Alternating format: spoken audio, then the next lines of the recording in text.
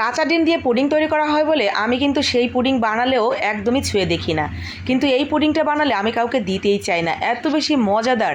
আমার বাসার প্রত্যেকেরই ভীষণ পছন্দ। প্রথমেই সাবুদানা নিয়ে ভিজিয়ে রাখতে হবে কিছুটা সময়। সাবুদানাটা নরম হয়ে গেলে এক সাইডে রেখে দিয়েছি।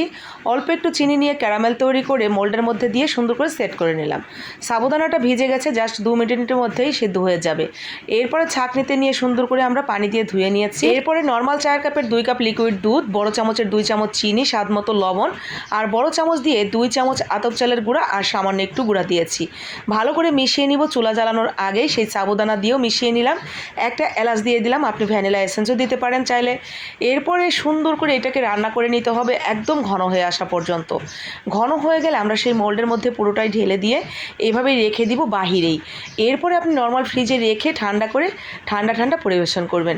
অসম্ভব মজার এই পুডিংটা খেতে। আপনার প্রিয় মানুষের জন্য বানিয়ে নিতে পারেন, নিজের জন্য অথবা মেহমানদারিতে, সব জায়গায় মানানসই।